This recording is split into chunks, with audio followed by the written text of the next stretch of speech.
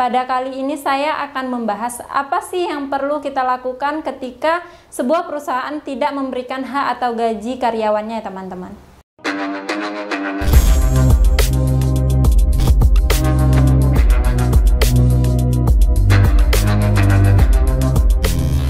Bismillahirrahmanirrahim. Assalamualaikum warahmatullahi wabarakatuh. Halo Sobat Alam, salam sejahtera buat kita semua. Teman-teman, kembali lagi bersama saya Weni Wahyuni SHMH. Pada kali ini saya akan membahas apa sih yang perlu kita lakukan ketika sebuah perusahaan tidak memberikan hak atau gaji karyawannya ya teman-teman. Nah, perlu kita ketahui, perusahaan itu memiliki kewajiban untuk membayarkan hak atau gaji karyawannya. Dalam pasal 93 ayat 1 dan 2 Undang-Undang Nomor 13 Tahun 2003 itu menjelaskan bisa saja sih perusahaan itu tidak memberikan hak atau kewajiban pekerjanya apabila pekerja tersebut tidak melakukan tugasnya atau kerjaannya teman-teman. Namun perlu kita ketahui, ketentuan ayat 1 yang mana dimaksud itu tidak berlaku sehingga pengusaha itu wajib membayarkan hak karyawan atau pekerjanya apabila pekerja tersebut dalam keadaan yang pertama sakit, yang selanjutnya itu dalam mengambil cuti, menikah, atau dalam membaptis anak, atau menghitankan anak, atau yang lain-lain.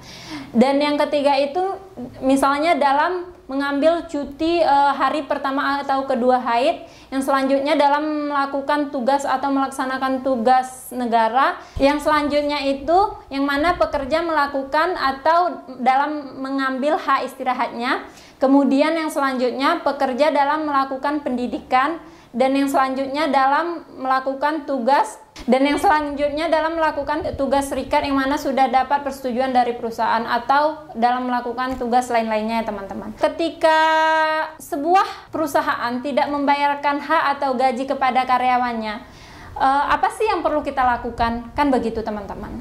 Ada 3 langkah nih yang bisa kita lakukan. Yang pertama itu ada namanya jalur bipartit. Bipartit ini yang mana pihak perusahaan dan pihak pekerja itu melakukan sebuah mediasi yang mana nanti ada akta kesepakatan dan membuat sebuah perjanjian yang harus ditandatangani oleh kedua belah pihak.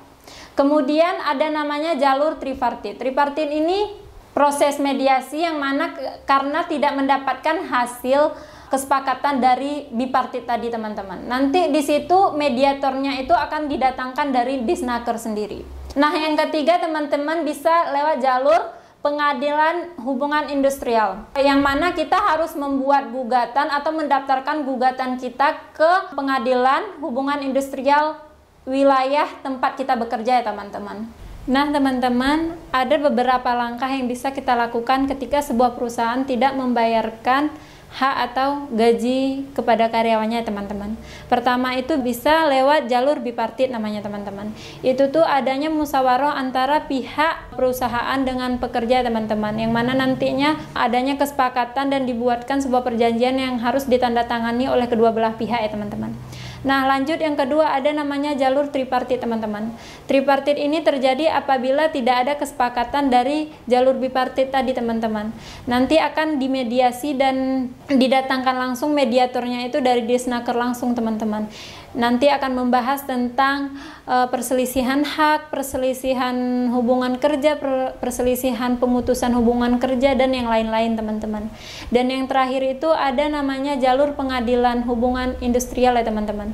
Nanti kita bisa membuat gugatan dan mendaftarkannya di pengadilan hubungan industrial wilayah tempat kita bekerja teman-teman. Dengan cara kita mengumpulkan bukti keterlambatan atau tidak dibayarnya hak atau gaji karyawan ya teman-teman. Mungkin bisa kita artikan ada beberapa langkah yang bisa kita ambil nih teman-teman ketika sebuah perusahaan tidak membayarkan atau memberikan gaji karyawannya teman-teman. Mungkin hanya ini yang bisa saya sampaikan, semoga bermanfaat buat teman-teman semua. Saya akhiri, wabillahi taufiq wa hidayah. Wassalamualaikum warahmatullahi wabarakatuh.